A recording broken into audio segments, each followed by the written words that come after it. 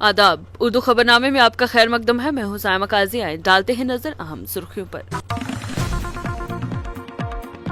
भारत के बंटवारे की एक और कोशिश। द कश्मीर फाइल्स और केरला स्टोरी के बाद अब 72 हुए मंजरे आम पर। बनाने वालों ने इस्लामी बुनियाद परस्ती का दिया नाम। ओडिशा रेल हादसे पर राहुल का भाजपा पर निशाना। कहा भारतीय जनता पार्टी का पहला रद्द अमल है, पीछे तो देखो। भाजपा ने जम्मू कश्मीर में गैर एलानिया इमरजेंसी कर दी नाफज। 2019 के बाद यूटी में बीजेपी बुरी तरह से हुई नाकाम। मुजफ्फर शाह के परवीन भाई तोगाड़िया के जिक्र पर भड़के बजरंग दल के सदर राकेश बजरंगी। कहा हिंदूवादी नेता की तौहीन किसी कीमत पर नहीं होगी बर्दाश्त। मरकजी मुजाहिरीन पहलवानों का एहतजाज से दस्तबरदार होने का साक्षी मलिक ने किया खुलासा। कहा जदोजहद इंसाफ की फराहमी तक रहेगी जारी। डांगरी दहशतगर्दाना हमला के इस मामले में अभी तक कार्रवाई न होने से लोगों में तशवीश। मुतासरा खानदान इंसाफ के मुंतजिर। जम्मू में प्रेस कॉन्फ्रेंस का इनेकाद। यकीन दहानी के बावजूद इम्तिहानात के मरकज जेर इंतजाम इलाकों से रखे गए बाहर। CUET ख्वाहिशमंद और वालिदैन परेशान। नाइंसाफी के हल्का कर रहे मुतालबा। जम्मू कश्मीर को भाजपा ने बनाया है एक्सपेरिमेंट का अड्डा। कांग्रेस ने लगाया इल्जाम। कहा CUET के मरकज यूटी से बाहर मुनक्कद कर 80,000 उम्मीदवारों से किया जा रहा मजाक। लखनपुर में CRPF ने मनाया योम माहौलियात। जम्मू कश्मीर के मरकजी दीवार पर लगाए 100 के करीब फलों के दरख्त। और खड़गे ने ओडिशा ट्रेन सानेहा को बताया हिंदुस्तानी रेलवे की तारीख का सबसे बदतरीन हादसा। वजीर आजम को हादसे के हवाले से लिखा खत। अब खबरें तफसील के साथ। द केरला स्टोरी के बाद अब एक फिल्म जिसे बनाने वालों ने इस्लामी बुनियाद परस्ती कहा है, सिनेमाघरों की जीनत बनने के लिए तैयार है। फिल्म 72 हूरों का पहला लुक एतवार को जारी किया गया था और इससे पहले ही ट्विटर पर तनाजा खड़ा हो चुका है। इस टीजर को देखें जिसमें अलकायदा के साबिक सरबरा असामा बिन लादेन, अजमल किसाब की तस्वीरें दिखाई गई हैं और फिर याकूब मेमन की तस्वीर को मिलाया गया है। इसमें वाज़ेह इशारा है कि फिल्म मुसलमानों पर मरकूज है। याकूब की तस्वीर के बाद जो 1993 की मुंबई धमाकों के मुलजिम थे, ट्रेलर मसूद अजहर और हाफिज सईद की तस्वीर पर वापस चला जाता है, जिन्हें वजारत दाखिला ने हाल ही में दहशतगर्द करार दिया है। काबिल जिक्र बात यह है कि 72 हूरें 2 साल से भी कम अरसे में तीसरी हिंदी फिल्म है जिसका दावा है कि ये इस्लामी इंतहा पसंदी के मौजू पर मरकूज है। इससे कबल 2 और फिल्में Kashmir files, the Kerala story इसी टैगलाइन के साथ रिलीज हुई थी। हुक्मरान जमात की तरफ से जिन फिल्मों की तशहीर की गई और कई रियासतों में टैक्स फ्री बनाई गई, इन फिल्मों ने हिंदुस्तान के कुछ हिस्सों में मुस्लिम कम्युनिटी पर कई हमलों को जन्म दिया। फिल्मों की मुसलमानों और माशरे के दीगर हलकों की जानिब से बड़े पैमाने पर मजम्मत की गई है। कई अपोजिशन लीडरों ने कहा है कि भारतीय जनता पार्टी अपने इंतखाबी फायदे के लिए फिल्मों का इस्तेमाल कर रही है। कांग्रेस लीडर राहुल गांधी ने ओडिशा में हुए ट्रेन सानेहा पर बात करते हुए भारतीय जनता पार्टी को निशाना बनाया है और कहा है कि इसी तरह का ट्रेन सानेहा उस वक्त पेश आया था जब कांग्रेस मरकज में इक्तदार में थी।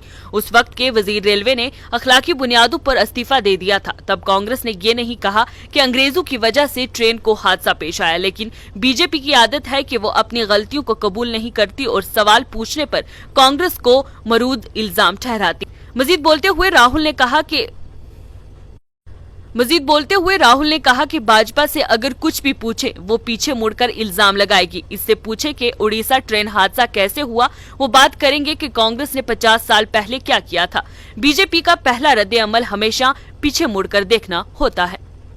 जम्मू कश्मीर प्रदेश कांग्रेस कमेटी के सदर वकार रसूल वानी ने भारतीय जनता पार्टी को हदफ तनकीद बनाते हुए कहा है कि बीजेपी हुकूमत ने जम्मू और कश्मीर में 2019 से मरकज के जेर इंतजाम इलाके में असेंबली इंतखाबात न करवा कर गैर एलानिया इमरजेंसी नाफिज कर दी है। उन्होंने कहा कि कांग्रेस पंचायत, DDC, BDC और खास तौर पर असेंबली की सतह पर इंतखाबात कराने में यकीन रखती है। इस साल नवम्बर में इंतखाबात के बगैर 9 साल मुकम्मल हो जाएंगे। अगर हर रियासत को हर 5 साल बाद इलेक्शन में वोट दे फेरे का हक मिलता है तो यहाँ क्यों नहीं। यहाँ बीजेपी ने गैर एलानिया इमरजेंसी लगा दी है।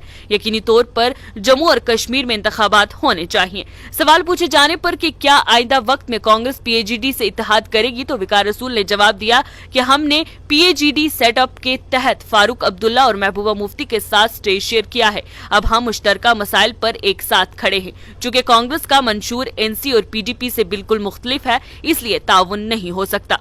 वहीं वानी ने उड़ीसा में ट्रेन के तसादम पर भी बीजेपी को तनकीद का निशाना बनाया है, जिसमें 275 अफराद हलाक और तकरीबन 1200 जख्मी हुए हैं। उन्होंने कहा कि बीजेपी हुकूमत नाकाम हो चुकी है और इनका निजाम काम नहीं कर रहा है और वो अपनी खराबियों के लिए हमेशा नेहरू को जिम्मेदार ठहराते हैं। अवामी नेशनल कॉन्फ्रेंस के नायब सदर मुजफ्फर शाह ने हालिया में ही न्यूज इनसाइडर से बात करते हुए डॉक्टर फारूक अब्दुल्ला का दिफा किया था, जिस दौरान उन्होंने परवीन बाई तोगाड़िया का जिक्र करते हुए उनका मेल भारतीय जनता पार्टी से किया था। उनके इस बयान के बाद बजरंग दल की जानिब से इसकी सख्त अल्फाजों में मजम्मत की गई। जम्मू कश्मीर यूनिट बजरंग दल के सदर राकेश बजरंगी ने मुजफ्फर शाह के बयान का जवाब देते हुए कहा कि परवीन बाई तोगाड़िया का ताल्लुक भाजपा से नहीं, बल्कि वो हिंदूवादी लीडर हैं जिन्होंने हमेशा हिंदू समाज के हक में बात की है। राकेश बजरंगी का मजीद क्या कुछ कहना था, दिखाते हैं आपको। देखिए, जिस प्रकार से कल मुजफ्फर शाह जो कश्मीर के नेता हैं, वो कल भाजपा के कुछ नेताओं को डिफेंड कर रहे थे, उनके खिलाफ अगेंस्ट बोल रहे थे कि उन्होंने जिस प्रकार से किसी भाजपा के नेता ने जो डॉक्टर फारूक अब्दुल्ला के ऊपर कुछ टिप्पणियां की और उनके जो पुराने 70 साल का जो उनका कार्यकाल जो है, चाहे वो एनसी का हो, जो भी 70 साल का पुराना कार्यकाल रहा, उसके ऊपर उन्होंने कहा कि ये एक पारिवारिक उन्होंने पैसे इकट्ठे किए हैं। इस प्रकार की कोई स्टेटमेंट थी जिसको वो डिफेंड करते नजर आए। लेकिन उस डिफेंड करने के दौरान उन्होंने परवीन भाई तोगड़िया जी का नाम बीच में लिया और उन्होंने कहा कि परवीन भाई तोगड़िया जो हैं वो भाजपा के साथ हैं। मैं उनको बता देना चाहता हूं, मुजफ्फर शाह जी को, कि उनकी नॉलेज है जो वो कहीं ना कहीं कम लगती है मुझे।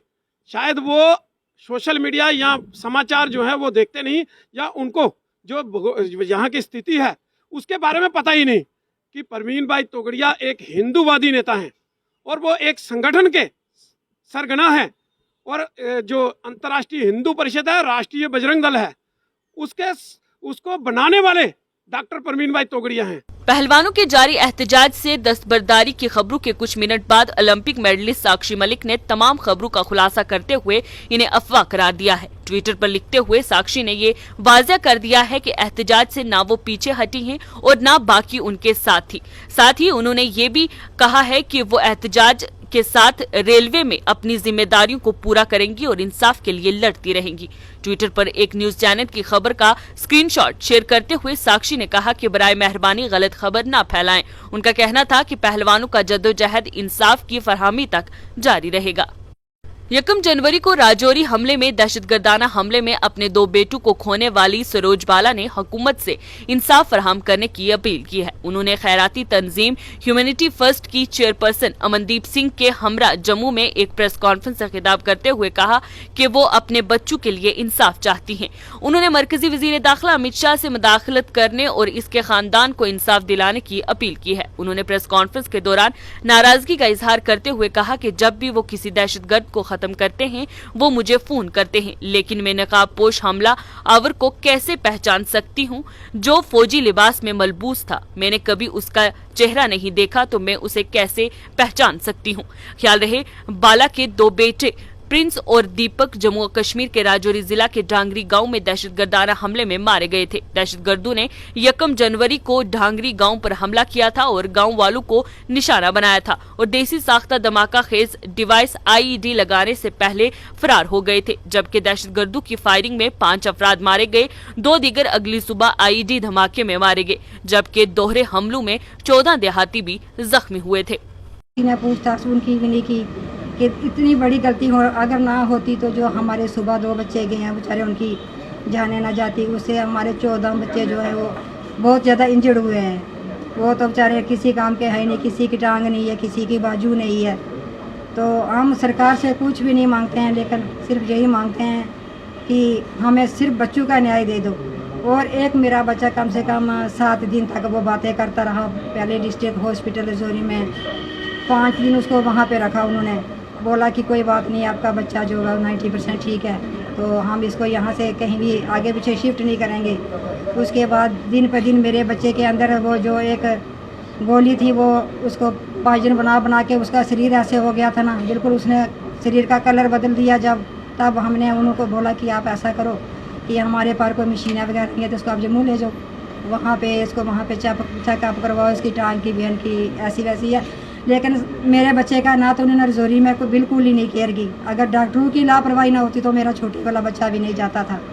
आज दिन तक तो ना किसी ने डॉक्टरों को पूछा ये क्या हुआ है, ना तो किसी ने पुलिस ऑफिसरों से पूछा है कि आपकी लाभ मारा है।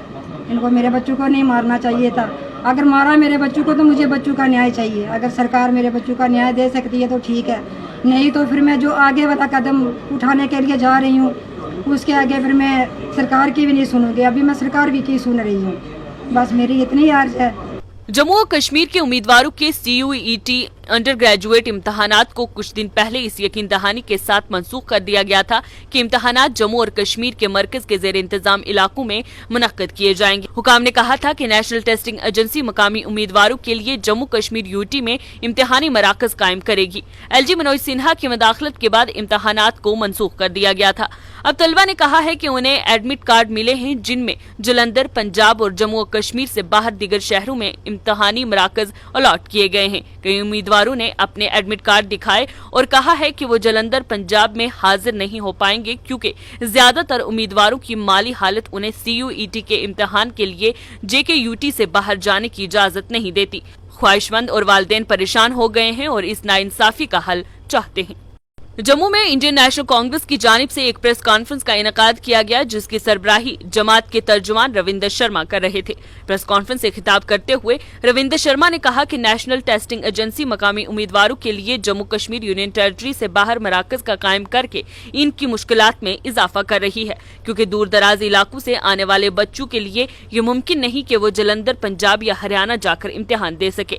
रविंदर शर्मा का मजीद कहना था कि कुछ उम्मीदवार ऐसे हैं जिनकी माशी हालत उन्हें बहरून रियासत जाने की इजाजत नहीं देती। ताहम हुकूमत को चाहिए कि उनके साथ होने वाली नाइंसाफी का हल निकाला जाए।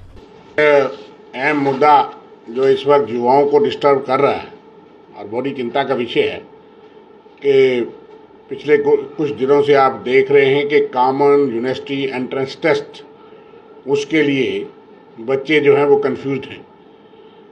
21 मई से लेकर के 87,000 से ज़्यादा 87,000 से ज़्यादा बच्चे जो हैं जिन्होंने अप्लाई किया था, जिनको एग्ज़ाम लेना था, एग्ज़ाम में बैठना था, वो बच्चे जो हैं वो परेशानी में चल रहे हैं। उनके वालिदैन और सारे लोग जो है वो चिंता में हैं। उसके बाद के अब सेंटर्स, किसी का पहले सेंटर किसी जगह था, अब नए जो उनको इतला मिल रही है वो फिर सेंटर्स कितनी संख्या में बच्चों के बाहर आ रहे हैं जम्मू कश्मीर से बाहर, और बड़े बड़े गरीब घर के बच्चे जो अफोर्ड नहीं कर पाएंगे, जो इस एग्ज़ाम से वंचित रह जाएंगे। हमें अंदेशा है और उसके साथ साथ ये भी अंदेशा है कि बहुत गरीब घर के गवर्नमेंट स्कूलों के ऐसे बच्चे हैं जिनको यकायक ये कहा गया कि अब आपको कंप्यूटर से एग्ज़ाम देना है। मेरी इतला ये है कि बहुत से गरीब घर के बच्चे, वो बच्चे जो है जिनको कंप्यूटर चलाना नहीं आता, वो बच्चे जो हैं वो कंप्यूटर कैसे चलाएंगे ऑब्जेक्टिव टाइप टेस्ट।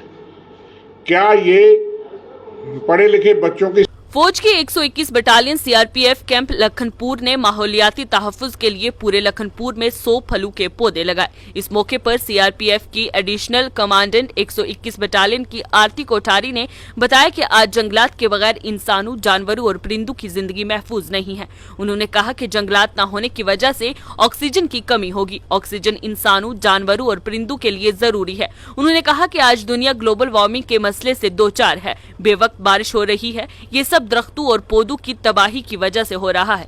जंगलात के बगैर जिंदगी का तस्वर नहीं किया जा सकता। क्या कार्यक्रम रहा आपका पौधारोपण को लेकर? सर, जो ये गवर्नमेंट की एक स्पेशल इनिशिएटिव है कि आम जनता को, सभी लोगों को पर्यावरण के प्रति जागरूक किया जाए, सभी लोगों को वातावरण को शुद्ध रखने के लिए अपना योगदान देने के लिए प्रेरित किया जाए।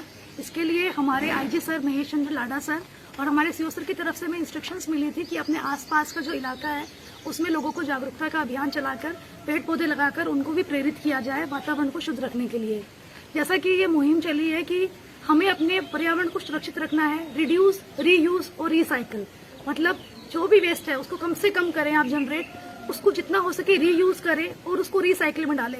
आपका गीला वेस्ट, सूखा वेस्ट सबको अलग अलग डाला जाए ताकि लोगों को उसको जो है रिसाइकिल करके उसको फिर से रीयूज कर सके, गीले वेस्ट को खाद में परिवर्तित किया जा सके और जो प्लास्टिक कचरा है उसको कम से कम यूज किया जाए और सिंगल यूज प्लास्टिक को तो बिल्कुल बैन किया जाए।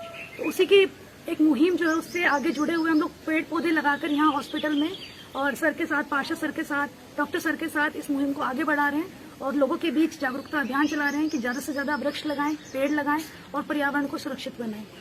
मैम, हर वर्ष पर्यावरण को लेकर लाखों जो लोग हैं देश में वो पौधारोपण करते हैं, लेकिन देखा जाता है कि ज्यादातर फॉर्मेलिटी होती है। मुझे यहाँ तक याद है कि पिछले वर्ष भी आपने जो पेड़ पौधे लगाए थे और काफी आज देखो काफी बड़े हो गए हैं। कैसा लगता है सेना द्वारा या सीआरपी द्वारा ये जो कार्य किया जाता है? जी, सेना तो सुरक्षा का काम तो कर ही रही है वो देश की, साथ ही साथ जो वातावरण की और पर्यावरण की सुरक्षा है, जो समाज कल्याण का ये कार्य है, इसमें हम लोग भागीदार बन रहे हैं। मेरे सभी जवान डेल्टा कंपनी के, सीआरपीएफ के, सभी ने लास्ट ईयर भी बहुत बढ़ चढ़कर हिस्सा लिया था और जहां भी हमने पेड़ लगाए थे 80% पेड़ हमारे आज जीवित हैं और अच्छे से फल फूल रहे हैं। उसको देख के हमें बहुत हर्ष होता है और बहुत ही ज्यादा हम प्रेरित होते हैं, मोटिवेट होते हैं कि आगे और हम ज्यादा से ज्यादा वृक्ष लगाएं और लोगों को अपने आप से इस मुहिम से। कांग्रेस के सदर मल्लिकार्जुन खड़गे ने बालासूर ट्रेन हादसे के हवाले से वजीर आजम नरेंद्र मोदी को एक खत लिखकर मुल्क भर के तमाम रेलवे रूट्स पर जरूरी हिफाजती इक़दाम करने और मिशन मोड पर हिफाजती आलात नस्ब करने की अपील की है। खड़गे ने उड़ीसा के बालासूर में होने वाले हादसे को हिंदुस्तानी रेलवे की तारीख का सबसे बदतरीन हादसा करार देते हुए कहा है कि इस हादसे ने पूरी कौम को हिलाकर रख दिया है। इसमें सैकड़ों बेगुनाह लोग एक ही झटके में अपनी जान से हाथ धो बैठे, जिससे पूरा मुल्क गमजदा और सदमे में है। इसमें सैकड़ों बेगुनाह लोग एक ही झटके में अपनी जान से हाथ धो बैठे, जिससे पूरा मुल्क गमजदा और सदमे में है। उर्दू खबरनामे में आज के लिए बस इतना ही। आप देखते रहें न्यूज इंसाइडर 24/7।